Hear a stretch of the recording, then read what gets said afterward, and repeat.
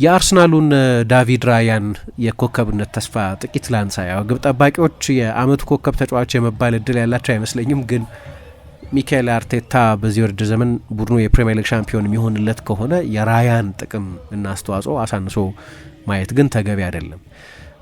በባሎንዶር አንድ ግብ ጠባቂ ብቻ ነው ባሎንዶር አሸንፎ የሚያውቀው 1956 ላይ ሌቪያሺን 1956 ነው ሽልማቱ ራሱ የተጀመረ 1963 ነበር የተሸለመው ሌቪያሺን እና እሱም በተቀረው ዓለምና በእንግሊዝ መካከል በዊምብሌ በተደረገ አንድ የጋላ ጨዋታ አለ አይደለም ወዳጅነት ጨዋታ በዛ ጨዋታ ላይ ባሳየው ብቃት ምክንያት ነው የሰዎች አይን ውስጥ የገባውና ያንን ሽልማት ያገኘው። ከዛ በኋላ ማንም ግብ ጠባቂ የባሎንዶር ሽልማት አሸንፎ አያውቅም። ጂያን ሉዊጂ ዶናሩማ ባለፈው የውድድር ዘመን ከየትኛውም የፓሪስ ሳን ዠርማን ተጫዋች ያላነሰ ባይበልጥ ያላነሰ አስተዋጽኦ ነበረው። ግን የ2025 የባሎንዶር ሽልማት ላይ 9ኛ ሆኖ ነው የጨረሰው። እንዲያውም እድለኛ ነው ሊባል ይችላል። ምክንያቱም በ2024 ከ1 እስከ 30 የመጨረሻዎቹ 30 ተጫዋቾች ዝርዝር ይፋ በተደረገ ጊዜ አንድም ግብ ጠባቂ አልነበረም። ቲቦ ኮርቷ በ2022 ራሱም ያለምንም ማፈር ይገባኝ ነበር ብሏል። ተገቢም ነው። ምንም የሚያፍርበት ምክንያት አልነበረውም። በዛ የሪያል ማድሪድ የከምባኮች ሲዝን ከፔዤ ጋር ከቼልሲ ጋር ከማንቸስተር ሲቲ ጋር በተደረጉ ጨዋታዎች ላይ ያለ ኩርቷ ያለ ቤንዜማ ቻምፒየንስ ሊጉን ማሸነፍ ይቸግራቸው ከነበር ያለ ኩርቷም አይችሉም ነበር። ግን 7ኛ ሆኖ ነው የጨረሰው። ለሪያል ማድሪድ የላሊጋና የቻምፒየንስ ሊግ ጥምር ድሎች በጣም ወሳኝ ሰው ነበር። በእግር ኳስ ታሪክ የነበሩ ሌሎች ትልልቅ ግብ ጠባቂዎች ነበሩ። ዲኖዞፍ፣ ኦሊቨር ካን፣ ጂያን ሉዊጂ ቡፎን ሁሉም በግብ ጠባቂነታቸው ምክንያት ይህንን የግል ሽልማት ከዛ በኋላ አላሸነፉም። ይሄ የስራቸው ተፈጥሮ ነው ሊባል ይችላል። የግብ ጠባቂነት እጣ እንደዛ ነው። በእንግሊዝ እንዲያውም ትንሽ ሳይሻል አይቀርም የግል ሽልማትን አሸንፈው ያውቃሉ። የአመቱ ኮከብ ግብ ጠባቂነትን ወይም ኮከብ ተጫዋችነትን ሽልማት በርት ትራውትማን የሚባል የማንቸስተር ሲቲ ግብ ጠባቂ በ1956 ጎርደን ባንክስ በ1972 ለስቶክ ሲቲ ይጫወት በነበረበት ጊዜ ፓት ጄኒንግስ በ1973 ለቶተንሃም እና ኔቪል ሳውትሆል በ1986 እነዚህ የአመት ኮከብ ተብለው የተመረጡ ናቸው። ግን ከ1986 በኋላ ሌላ ግብ ጠባቂ አሸንፎ አያውቅም ይሄንን ሽልማት። 40 ዓመት ሆኖታል ማለት ነው። እንግዲህ በቅርብ ጊዜ በፕሪሚየር ሊግ ስኮት ፓርከር እና ጆርዳን ሄንደርሰን አይነት ተጫዋቾች ሳይቀሩ የአመት ኮከብ ተጫዋችነት ሽልማትን አሸንፈዋል። ግን ኤድዊን ቫንደርሳር፣ ፔተር ቼክ ወይ ፔተር ሽማይክል አይነት በጣም ትልልቅ ግብ ጠባቂዎች ግን ይህን ሽልማት አላሸነፉም። ፓርከርና ሄንደርሰን ደካማ ተጫዋቾች ነበሩ ለማለት አይደለም፣ ግን ትልልቅ ሱፐርስታሮች አይደሉም። ግን ሰዎች የዚህን ቦታ ኢምፖርታንስ አያውቁትም ማለት አይደለም። ብራያን ክላፍ ለምሳሌ ዝነኛው የቀድሞ የኖቲንገም ፎረስት አሰልጣኝ ምን ይላሉ? 2 በጣም ወሳኝ ተጫዋቾች አሉ ቡድኔ ውስጥ ይላሉ። አንደኛው ጎል የሚያስቆጥርልኝ ይላሉ፣ አጥቂ ማለታቸው ነው። ሌላኛው ጎል እንዳይቆጠርብኝ የሚከላከልልኝ ይላሉ፣ ግብ ጠባቂ ማለታቸው ነው። እና እኚህ በጣም ትልቅ የቀድሞ የኖቲንገም ፎረስት አሰልጣኝ ፒተር ሺልተን የሚባል ግብ ጠባቂ ነበራቸው። ፒተር ሺልተንን ካስፈረሙ በኋላ ነው 2 ጊዜ ዩሮፒያን ካፕ አሁን ቻምፒየንስ ሊግ የሚባለውን ውድድር በ1979 ና በ1980 ያሸነፉት። እና የግብ ጠባቂዎች አስፈላጊነትን እግር ኳስ ውስጥ ያሉ ሰዎች በሚገባ የሚገነዘቡት ይመስለኛል። ግን ድምጽ በሚሰጡ ሰዎች ተመሳሳይ ሚዛን ያለው አይመስለኝም። በዚህ አመትም ልክ እንደዚሁ ነው።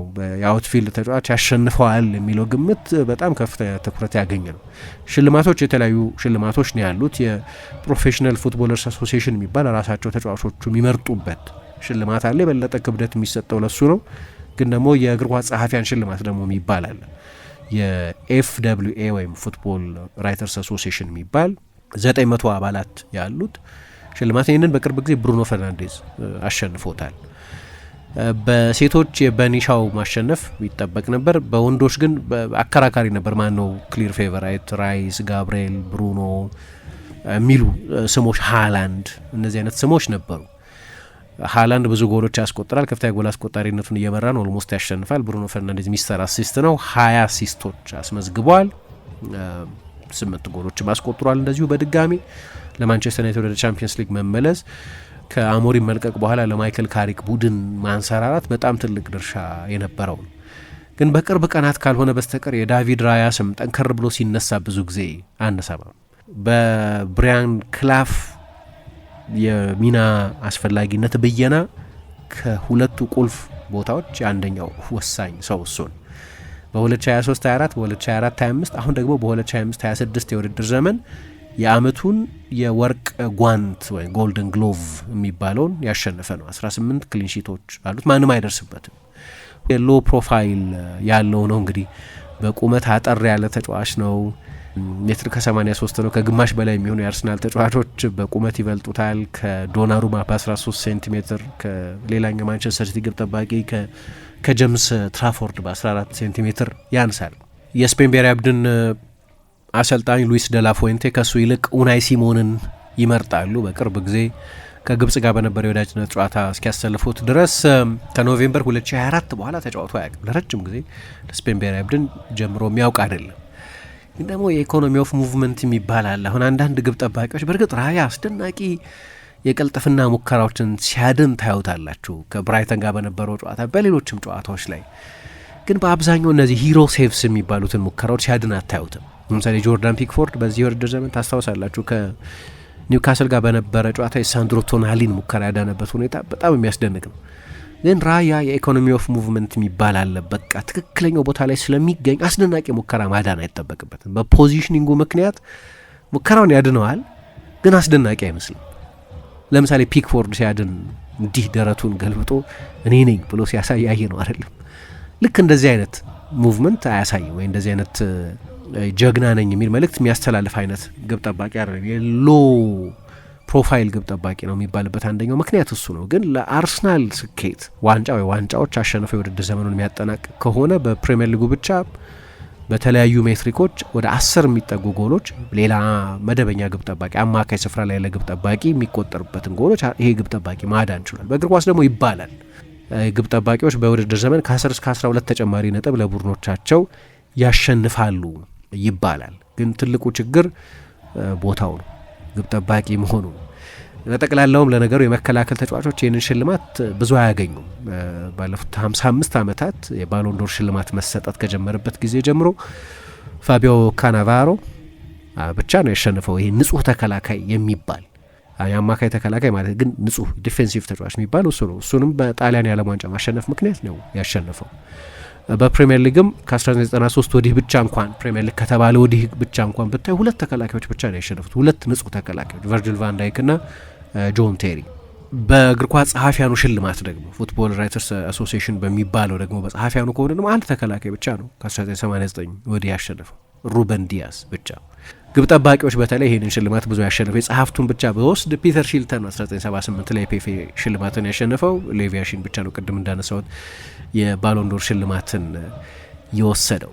እንግዲህ በጠቅላላው የግል ሽልማቶች ወደ 70 ዓመት ሆናቸው መሰለኝ በዓለም ላይ 8 ቦታዎች አሉ ሽልማት ለመስጠት የሚሆኑ 8 ዲፓርትመንቶች አሉ። ግብ ጠባቂ፣ የመስመር ተከላካይ፣ የመሀል ተከላካይ፣ የአማካይ ተከላካይ፣ አማካይ 10 ቁጥር፣ የክንፍ ተጫዋች ወይም ዋይድ ፎርዋርድ ወይም አጥቂ። ግብ ጠባቂ አንድ ጊዜ ብቻ ነው የተመረጠው እና በሰዎች አስተያየት ግብ ጠባቂዎች ወይም የተከላካይ ስፍራ ተጫዋቾች ባለተሰጦች ናቸው የሚል እምነት ያለ አይመስልም። ለዛ ነው እንጂ ዳቪድ ራያ በጠቅላላ እያሳለፈ ያለው የውድድር ዘመን በጣም አስደናቂ የውድድር ዘመን። አሁን እንግዲህ በዚህ የውድድር ዘመን የግል ሽልማት ለመስጠት የማንቸስተር ሲቲ ተጫዋቾችን ከዚህ ኢኩዌዥን ማውጣት ይገባ እንደሆነ አላቅም። ኤርሊንግ ሃላንድ በድጋሚ ብዙ ጎሎች እያስቆጠረ ነው። ግን አይታችሁት እንደሆን ለ4 ወራት ገደማ ዲሴምበር፣ ጃንዋሪ፣ ፌብሩዋሪ እና ማርች ላይ በጣም ተቀዛቅዞ ነበር። የውድድር ዘመን በጣም ወሳኝ በሆነ ወቅት ላይ ራያን ሼርኪ ትልቅ ልዩነት የፈጠረ ተጫዋች ነው። ግን 19 የፕሪሚየር ሊግ ጨዋታ ብቻ ነው የጀመረው። እንግዲህ ፕሪሚየር ሊጉ ሊጠናቀቅ ለሲቲ 2 ጨዋታዎች ነው የቀሩት። ከነዚህ መካከል ወደ ግማሽ ገደማ የሚሆኑትን ነው ብቻ ነው የጀመረው። 2 ምርጫዎች ይቀሩናል ማለት ነው። አንደኛው ዴክለር ራይስ ነው። ዴክለር ራይስ እና ብሩኖ ፈርናንዴዝ ይሆናሉ። ራይስ በማች ዊኒንግ ችሎታው አይደለም በጣም አስደናቂ ውድድር ዘመን እያሳለፈ ያለው፣ ቀሎ መታየት የለበትም የዚህ ተጫዋች ተጽዕኖ። እኔ ግን በ2024/25 ከዚህ የተሻለ የውድድር ዘመን በተለይ መጨረሻው አካባቢ ከዚህ የተሻለ የውድድር ዘመን ያሳለፈ ይመስለኛል እና ደግሞ አሁን የተሰጠው ሚናም የበለጠ ሊሚትድ ስለሆነ በክፍት የማጥቃት እንቅስቃሴ የድሮ አይነት ተጽዕኖ ያለው ተጫዋች አይደለም። ግን ይሄ የውድድር ዘመኑ ይሄድ ያለበትን ባህሪ በጠቅላላው ካያችሁ ግን የመከላከል ዝንባሌ ያለው ተጫዋች ሊያሸንፈው የሚገባ ሽልማት ይመስላል።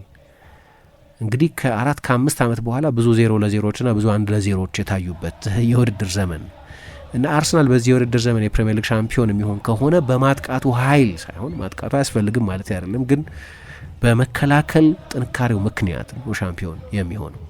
26 ጎሎች ብቻ ነው የተቆጠሩ እና ይሄ ግብ ጠባቂ 18 ክሊን ሺቶች አሉት። ወደ አርሰናል ከመጣበት ጊዜ ጀምሮ በተለይ ግን በዚህ የውድድር ዘመን 55% በሚሆኑ ጨዋታዎች ላይ ጎል አልተቆጠረበትም። አይ ቲንክ 30 ጨዋታዎች ላይ ጎል አልተቆጠረበትም እና ለቡድኑ 10 ነጥብ በቀላሉ አሳክቷል ማለት ይቻላል። ለዛ ነው ባለፈው ሳምንት ከዌስትሃም ጋር በነበረው ጨዋታ የማቴዎስ ፈርናንዴዝን ሙከራ ሲያድን ብዙ ጊዜ አስደናቂ ጎሎች ለሚያስቆጥሩ ተጫዋቾች የሚሰጥ ተቀጽላ ይመስለኛል። ግን ሚኬል አርቴታ ማጂክ ሞመንት ብሎ ጠቅሶታል እና ለአርሰናል ዋንጫ ማሸነፍ በጣም ወሳኝ ድራይቪንግ ፎርስ ተብሎ ሊጠቀስ የሚችል ነው። እንዳልኩት ኢፍ ነው የአርሰናል ዋንጫ ማሸነፍ።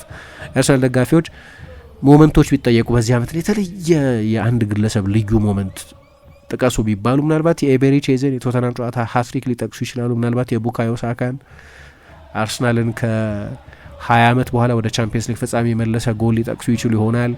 ግን የማቴዎስ ፈርናንዴዝን ሙከራ ያዳነበትን ቅጽበት ያህል የሚተካከል ግን አይመስለኝም። በጣም የሚገርም አጋጣሚ ነበር። ጋሪ ኔቭል ለዛ ነው ለስካይ ኮሜንትሪ በሰራበት ጊዜ ታይትል ዊኒንግ ሴቭ ብሎ የጠቀሰው። ስለዚህ ተጽዕኖ ቀላል አይደለም። የብሩኖ ፈርናንዴዝም አስደናቂ ውድድር ዘመን ነው። ራይስም አስደናቂ ውድድር ዘመን ነው። ሃላንድ፣ ሼርኪ፣ ጋብርኤል፣ ሴሜኞ፣ ሌሎች ተጫዋቾችን እዚህ ውስጥ መጥቀስ ይቻል ይሆናል። ግን የእሱ ተሰጥኦ በጣም ወሳኝ ነው። በዛ ላይ ሙከራዎች በማዳን ብቻ መወሰን ያለበት አይመስለኝም።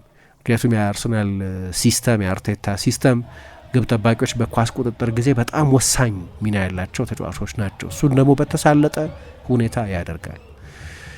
እነዚህ የሪፍሌክስ ሙከራዎቹ ናቸው የበለጠ አስደናቂ የሙከራዎች የማዳን ጥበብ ያለው የሚያስመስሉት እንጂ ቅድም እንዳልኩት በአንድ ለአንድ በጣም ጎበዝ ነው። ክሮስ ክሌም በማድረግ በጣም ጎበዝ ነው።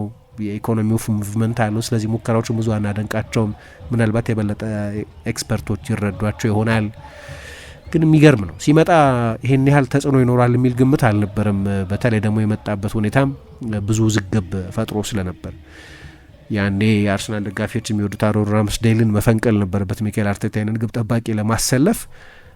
ግን አሁን ማንም የአርሰናል ደጋፊ የሚከራከርበት አይመስለኝም። እንዲያውም በቅርብ ጊዜ ከዛ የስፖርቲንግ ሊዝበን ጨዋታ በኋላ ይመስለኛል ካይ ሃቨርትዝ ለእኔ ላለፉት 2 ዓመታት የዓለም ምርጡ ግብ ጠባቂ ነበር ብሎታል። ቲቦ ኮርቷ ከኔ የዓለም 3 ምርጥ ግብ ጠባቂዎች መካከል አንዱ ነው ብሎ አንስቶታል።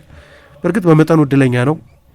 የሚጫወተው ለአርሰናል ስለሆነ በፕሪሚየር ሊግ አነስተኛ ሙከራ የሚደረግበት አነስተኛ ኢላማውን የጠበቀ ሙከራ የሚደረግበት ቡድን ውስጥ ነው የሚጫወተው። ግን ቢሆንም ኦፕታ በዚህ ውድድር ዘመን አንድ ስህተት ብቻ ነው ሰርቷል የሚለው እኔ የሱ ስህተት ብቻ አይመስለኝም። የጋብርኤልም የሱም ድምር ስህተት ነው። ወልቭስ ያቻነቱን ጎል ሲያስቆጥር በሁለቱ ተጫዋቾች የኮሚኒኬሽን ችግር ምክንያት የተቆጠረ ጎል ነው። የራያ ኢረር ብቻ ነው ብሎ ለመበየን ያስቸግራል። ግን በኦፕታ ፍረጃ እሱ በግል የተሰራ ስህተት ነው። እሱን ግን ስህተት ብሎ ቆጥሮበታል። ከዛ ውጭ ግን አንድም ኢንዲቪጁዋል ስህተት አልፈጸመም በዚህ ውድድር ዘመን እና በጣም አስደናቂ ሲዝን እያሳለፈ ነው። እናንተስ የሽልማት ይገባዋል ብላችሁ ታምናላችሁ ወይ? ግን ስላደመጣችሁን በጣም አመሰግናለሁ።